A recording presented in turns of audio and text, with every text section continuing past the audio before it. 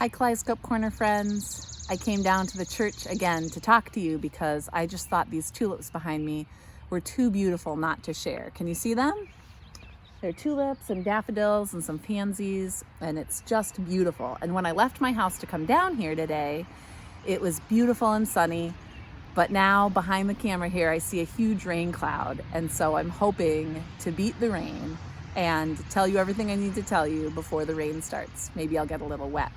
I brought my mask with me just in case somebody's here. I'll be able to put it on, but right now it's just me at the church, and I wanted to talk to you a little bit and share some words with you today. So in the weeks after Easter, we talk about the people that knew Jesus and followed him and what they did in the years after Jesus died. So if you'll remember, Jesus fed people by inspiring them to share their food with each other. Jesus helped sick people get better. Jesus invited people into groups who didn't have friends. And Jesus sat with people to eat who other people didn't want to eat with. And the early followers of Jesus, the people who were his friends who walked with him and learned from him, they were inspired by all these wonderful things that Jesus did to also do good things after he died. And so they came together as a community. It's what we call the early church, and they sold a lot of their possessions and helped people in need. They ate with people, they clothed people, they provided community for people, and they showed the love that they felt from Jesus, the love that Jesus talked about when he was sharing stories, talked about God's love, and they shared that with other people.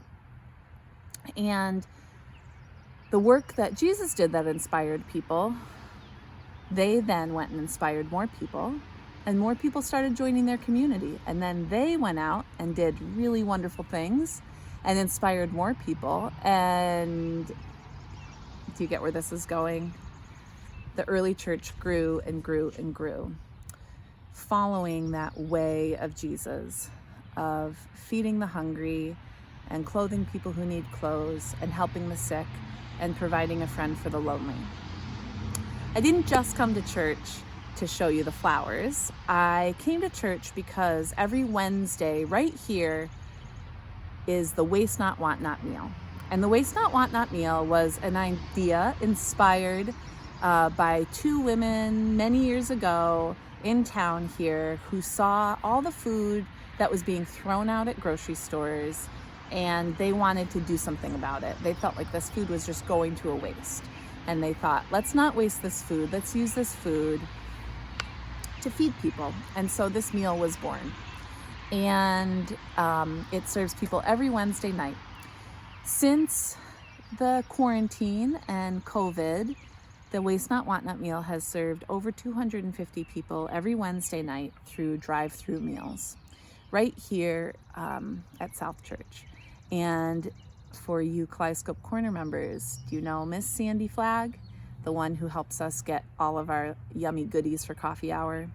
Well, she and her team of volunteers help to make the food and share the food with those who might need a meal right now during this time. Those friends are inspired by each other, and many of them are inspired by the work that Jesus did when he was here on earth to feed other people. And so that's what they're doing. They're sharing and they're feeding people. They're making sure that food doesn't go to waste, and they're feeding people that might need a meal right now. There are lots of other places in Granby that are doing that. Lots of restaurants are offering free food to people who need it. And lots of people are sharing their food from their homes. And so it's not just unique to right here or Granby either. This is happening in Simsbury and Southwick, in East Granby and Windsor and Avon and beyond. It's happening all over the world. And today I'm going to share another video with you that you can watch to watch some stories of people helping to feed others during this time. Right now, you're staying home, and that's the right thing to do.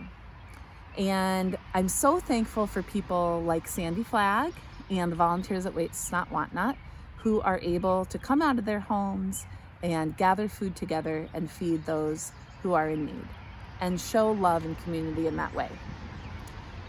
Maybe there's something that you and your family can do. Maybe you can be creative because we do need to stay home. But maybe you could think of a way that you might be able to join in sharing love with a neighbor or a friend or a family member or someone in our community. Here down at South Church, we have a big wooden box right when you drive in the driveway, and it should be filled with masks that people are donating that they make at home for anyone to pick up one. And inside that, there's a big box, and it's a donation box for you to make a donation to Waste Not Want Not. So maybe if you talk to your family, maybe you will feel inspired to come and bring a few dollars down to the donation box to help Sandy and her friends feed people that need a meal right now. And I'm thankful for you and the ways that just thinking about you bring me joy. And so I miss you, and I'll talk to you next week.